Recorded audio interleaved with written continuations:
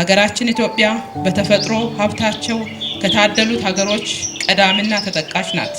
በተለይም በተፈጥሮና ባህላዊ መስህቦቿ፣ በመልክዓ ምድር ውበቷ፣ በዩኔስኮ ካስመዘገበቻቸው ዓለም አቀፍ ቅርሶቿ እንዲሁም በብዝሃ ሕይወት የብዙ ጎብኚዎች ቀልብ እየሳበች ትገኛለች።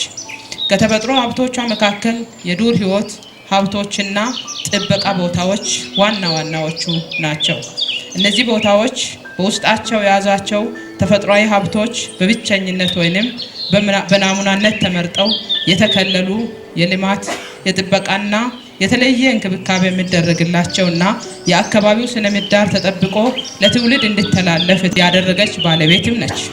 የአርና የደቡብ ኦሞ ዞን ውስጥ የሚገኙ ብሔር ብሔረሰቦች ሰፊ ባህልና አኩሪ ታሪኮች የተጎናጸፉ ማህበረሰቦች ሲሆኑ ከሌሎች ወንድም ህዝቦች ጋር በወንድማማችነት በአክብሮትና በትብብር የሚኖር ሀገር ወዳድ ህዝቦች ናቸው።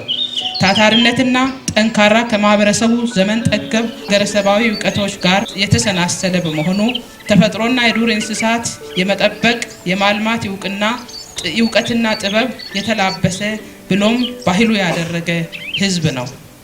ሳይንሳዊ ብዝሃ ሕይወት ጥበቃ እውቀቶች ከመስፋፋታቸው በፊት ማህበረሰቡ የራሱን ሀገረሰባዊ ፍልስፍናና እውቀቶችን በማዳበር ብዝሃ ሕይወትን ጠብቆ በማቆየት ክልላችን ተምሳሌት እንድትሆን ያስቻለ ብርቅዬ ባለውለታ ህዝብ ነው። የደቡብ ኢትዮጵያ ክልል ቱሪዝም ቢሮ ሀገራዊ የልማት ፖሊሲዎችና አሰራሮችን በመዘርጋት የክልሉን የቱሪዝም መስህቦች፣ የዱር እንስሳት ጥበቃ ቦታዎችና ቅርሶች እንዲጠኑ፣ እንዲለሙ፣ እንዲጠበቁና እንዲተዋወቁ በማድረግ ሁለንተናዊ የልማት ሀገራዊ ብልጽግና ለማሳካት ከሚመለከታቸው አካላት ጋር እየሰራ ይገኛል።